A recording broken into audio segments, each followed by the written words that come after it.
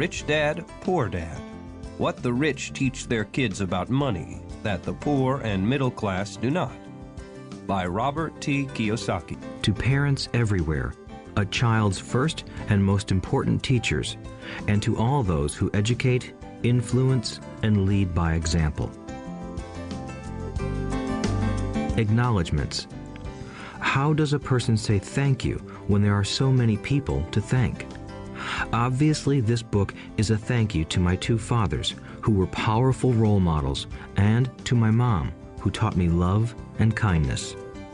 The person most responsible for this book becoming a reality is my wife, Kim, my partner in marriage, business, and in life. She makes my life complete. Introduction. Rich Dad, Poor Dad. Having two dads offered me the choice of contrasting points of view, one of a rich man and one of a poor man. I had two fathers, a rich one and a poor one. One was highly educated and intelligent. He had a PhD and completed 4 years of undergraduate work in less than 2 years. He then went on to Stanford University, the University of Chicago, and Northwestern University to do his advanced studies, all on full financial scholarships. The other father never finished the 8th grade. Both men were successful in their careers, working hard all their lives. Both earned substantial incomes, yet one always struggled financially. The other would become one of the richest men in Hawaii. One died, leaving tens of millions of dollars to his family, charities, and his church. The other left bills to be paid. Both men were strong, charismatic, and influential. Both men offered me advice, but they did not advise the same things. Both men believed strongly in education, but did not recommend the same course of study. If I had had only one dad, I would have had to accept or reject his advice. Having two dads offered me the choice of contrasting points of view, one of a rich man and one of a poor man. Instead of simply accepting or rejecting one or the other, I found myself thinking more, comparing, and then choosing for myself. The problem was that the rich man was not rich yet, and the poor man was not yet poor. Both were just starting out on their careers, and both were struggling with money and families. But they had very different points of view about money. For example, one dad would say, "The love of money is the root of all evil." The other said, "The lack of money is the root of all evil." As a young boy, having two strong fathers, both influencing me, was difficult. I wanted to be a good son and listen, but the two fathers did not say the same things. The contrast in their points of view, particularly about money, was so extreme that I grew curious and intrigued. I began to start thinking for long periods of time about what each was saying. Much of my private time was spent reflecting, asking myself questions such as, "Why does he say that?" and then asking the same question of the other dad's statement.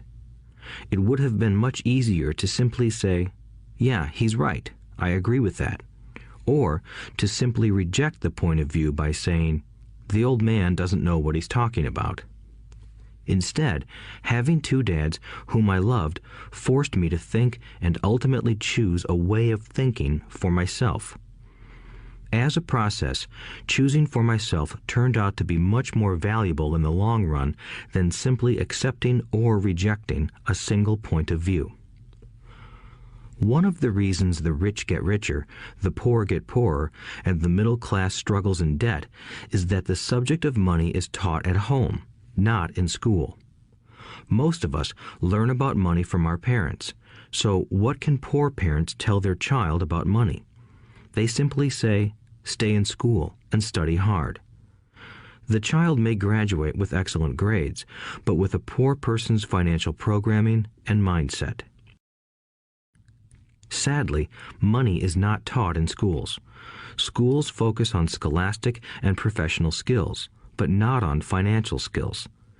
This explains how smart bankers, doctors, and accountants who earned excellent grades may struggle financially all of their lives. Our staggering national debt is due in large part to highly educated politicians and government officials making financial decisions with little or no training in the subject of money. Today, I often wonder what will soon happen when we have millions of people who need financial and medical assistance. They will be dependent upon their families or the government for financial support. What will happen when Medicare and Social Security run out of money? How will a nation survive if teaching children about money continues to be left to parents, most of whom will be, or already are, poor? Because I had two influential fathers, I learned from both of them. I had to think about each dad's advice, and in doing so, I gained valuable insight into the power and effect of one's thoughts on one's life. For example, one dad had a habit of saying, "I can't afford it." The other dad forbade those words to be used. He insisted I ask, "How can I afford it?" One is a statement, and the other is a question. One lets you off the hook, and the other forces you to think. My soon-to-be rich dad would explain that by automatically saying the words, "I can't afford it," your brain stops working. By asking the question, "How can I afford it?" your brain is put to work. He did not mean that you should buy everything you want. He was fanatical about exercising your mind, the most powerful computer in the world. He'd say, "My brain gets stronger every day because I exercise it. The stronger it gets, the more money I can make." He believed that automatically saying, "I can't afford it," was a sign of mental laziness. Although both dads worked hard, I noticed that one dad had a habit of putting his brain to sleep when it came to finances, and the other had a habit of exercising his brain. The long-term result was that one dad grew stronger financially, and the other grew weaker. It is not much different from a person who goes to the gym to exercise on a regular basis versus someone who sits on the couch watching television. Proper physical exercise increases your chances for health, and proper mental exercise increases your chances for wealth.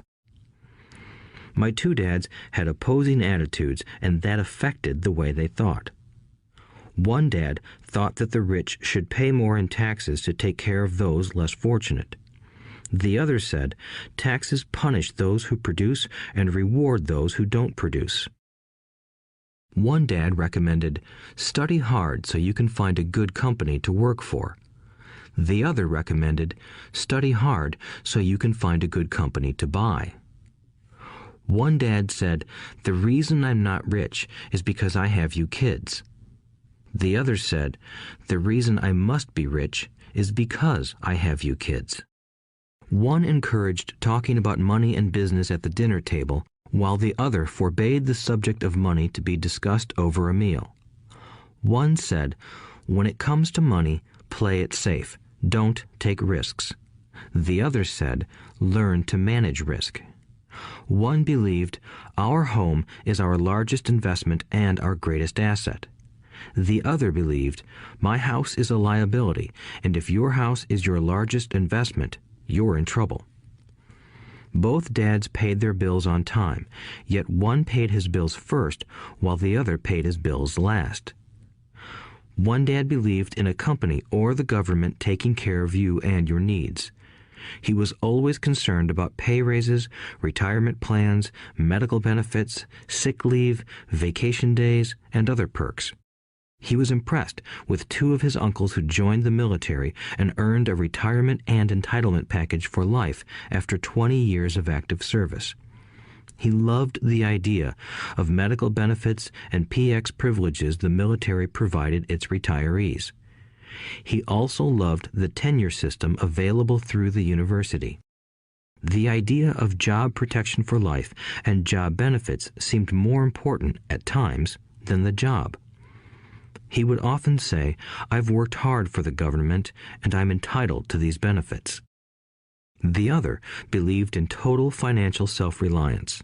He spoke out against the entitlement mentality and how it created weak and financially needy people. He was emphatic about being financially competent. One dad struggled to save a few dollars. The other created investments. One dad taught me how to write an impressive resume so I could find a good job. The other taught me how to write strong business and financial plans so I could create jobs. Being a product of two strong dads allowed me the luxury of observing the effects different thoughts have on one's life. I noticed that people really do shape their lives through their thoughts. For example, my poor dad always said, "I'll never be rich," and that prophecy became reality. My rich dad, on the other hand, always referred to himself as rich. He would say things like, "I'm a rich man and rich people don't do this." Even when he was flat broke after a major financial setback, he continued to refer to himself as a rich man. He would cover himself by saying, "There is a difference between being poor and being broke. Broke is temporary. Poor is eternal." My poor dad would say, "I'm not interested in money," or "money doesn't matter." My rich dad always said, "Money is power." The power of our thoughts may never be measured or appreciated, but it became obvious to me as a young boy that it was important to be aware of my thoughts and how I expressed myself. I noticed that my poor dad was poor, not because of the amount of money he earned, which was significant, but because of his thoughts and actions. As a young boy having two fathers, I became acutely aware of being careful about which thoughts I chose to adopt as my own. Should I listen to my rich dad or to my poor dad? Although both men had tremendous respect for education and learning, they disagreed about what they thought was important to learn. One wanted me to study hard, earn a degree, and get a good job to earn money. He wanted me to study to become a professional, an attorney or an accountant, and to go to business school for my MBA. The other encouraged me to study to be rich, to understand how money works, and to learn how to have it work for me. "I don't work for money" were words he would repeat over and over. "Money works for me." At the age of 9, I decided to listen to and learn from my rich dad about money. In doing so, I chose not to listen to my poor dad, even though he was the one with all the college degrees. A lesson from Robert Frost. Robert Frost is my favorite poet. Although I love many of his poems, my favorite is "The Road Not Taken." I use its lesson almost daily. The road not taken. Two roads diverged in a yellow wood, and sorry I could not travel both. And be one traveler long I stood, and looked down one as far as I could, to where it bent in the undergrowth, then took the other as just as fair, and having perhaps the better claim, because it was grassy and wanted wear. Though as for that the passing there had worn them really about the same, and both that morning equally lay in leaves no step had trodden black. Oh, I kept the first for another day, yet knowing how way leads on to way, I doubted if I should ever come back. I shall be telling this with a sigh, somewhere ages and ages hence. Two roads diverged in a wood, and I took the one less traveled by, and that has made all the difference. And that has made all the difference.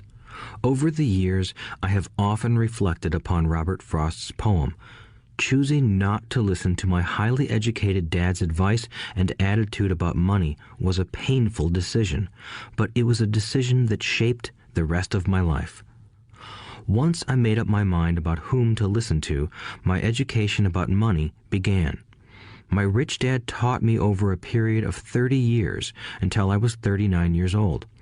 He stopped once he realized that I knew and fully understood what he had been trying to drum into my often thick skull. Money is one form of power, but what is more powerful is financial education. Money comes and goes, but if you have the education about how money works, you gain power over it and can begin building wealth. The reason positive thinking alone does not work is because most people went to school and never learned how money works, so they spend their lives working for money. Because I was only 9 years old when I started, the lessons my rich dad taught me were simple. And when it was all said and done, there were only 6 main lessons, repeated over 30 years. This audiobook is about those 6 lessons, put as simply as possible, just as simply as my rich dad put forth those lessons to me. The lessons are meant not to be answers, but guideposts that will assist you and your children to grow wealthier no matter what happens in a world of increasing change and uncertainty.